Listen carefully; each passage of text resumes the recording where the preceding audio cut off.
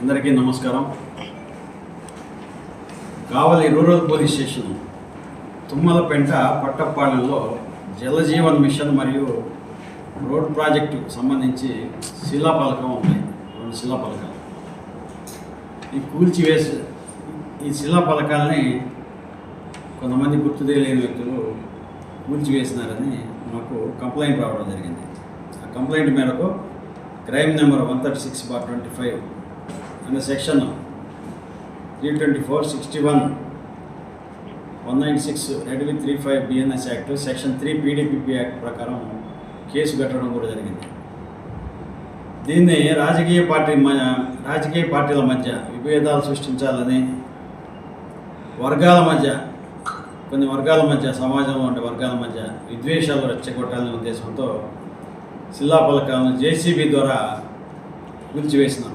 వీటి కూల్చివేసిన దానిలో వామంజి యానాదయ్య, కోడూరు జకరయ్య, కోడూరు ప్రేమసాగర్, వాయిల తిరుపతి, కుమారి రాజు, కుమారి Srinu alias dealer Srinu, Kollu ఏడుకొండలు వీళ్ళంతా కూడా ప్రధాన నిందితులుగా గుర్తించడం అయింది. వీళ్ళందరూ కూడా వైఎస్ఆర్సీపీ పార్టీ చెందినవారు. 9వ తేదీ, ఈ నెల 9వ తేదీ సాయంత్రం 6:30 గంటల టైంలో వామంజి యానాదయ్య, కోడూరు జకరయ్యలను అరెస్ట్ చేసి వాళ్ళని ఇప్పుడు రిమాండ్ పంపడం జరుగుతుంది. ఈ విషయంగా JCBని తర్వాత ట్రాక్టర్ని కూడా సీజ్ చేయడం జరిగింది. మన ఇన్వెస్టిగేషన్లో తేలిందేమంటే వామంజి యానాదయ్య 2021లో తుమ్మలపెంట పంచాయతీ వైఎస్ఆర్సీపీ పార్టీ నాయకులైన కుమారి రాజు, వాయిల తిరుపతి, సుకుమార్ రెడ్డితో కలిసి తుమ్మలపెంట సెంటర్ దగ్గర వెంచర్ వేసి ప్లాట్లు అమ్మేసినారు. అమ్మే సమయంలో ప్లాట్లకు రోడ్డుకు మధ్య ఉన్న శిలాఫలకాలను తొలగిస్తామని వారికి హామీ ఇచ్చారు.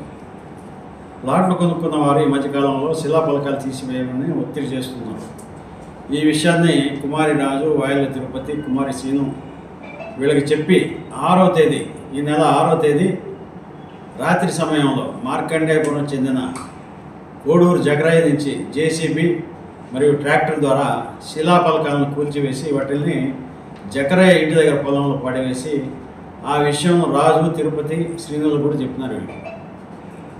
ఈ శిలాఫలకాల ధ్వంసం వారి మీదకి రాకుండా ఉండడానికి ప్రజలను తప్పుదోవ పట్టించాలని ఈ ఉద్దేశంతో 8/8/25న వైఎస్ఆర్సీపీ పార్టీకి చెందిన కుమారి శ్రీను, కుమారి రాజు, కొల్లు ఏడుకొండలు మరికొంతమంది కలిసి శిలాఫలకాలను ధ్వంసం చేసిన ప్రదేశంలో కూటమి ప్రభుత్వం ధ్వంసం చేసిందని మాట్లాడి ఆ వీడియోను రాజకీయ పార్టీల మధ్య విద్వేషాలు రెచ్చగొట్టే విధంగా గ్రూపుల్లో పెట్టారు. సోషల్ మీడియాలో పగలగొట్టింది వీళ్ళు. అపోజిషన్ పార్టీ మీద అబద్ధం చేసి ఇన్కరెక్ట్ వర్డ్స్ తప్పుడుగా గ్రూపుల్లో పెట్టారు. ఈ శిలాఫలకాల కూల్చివేతలో కూటమి ప్రభుత్వం వారికి ఎటువంటి సంబంధం లేదు. కేవలం వారు చేసిన ప్రభుత్వ శిలాఫలకాల విధ్వంసాన్ని కప్పిపుచ్చడానికి కూటమి ప్రభుత్వంపై వీళ్ళంతా కూడా ఆరోపణలు చేసినారు సోషల్ మీడియాలో. వాళ్ళందరూ వాళ్ళే శిలాఫలకాలు పాల్గొట్టి అపోజిషన్ మీద రుద్దినారు. ఈ కేసుకు సంబంధించి దర్యాప్తు ఇంకా జరుగుతుంది. పూర్తి విషయాలు కూడా తర్వాత తెలియజేస్తాం. మిగతా నిందితులను కూడా పట్టుకునేందుకు చర్యలు కొనసాగుతున్నాయి. శ్రీధర్, DSP, కావలి.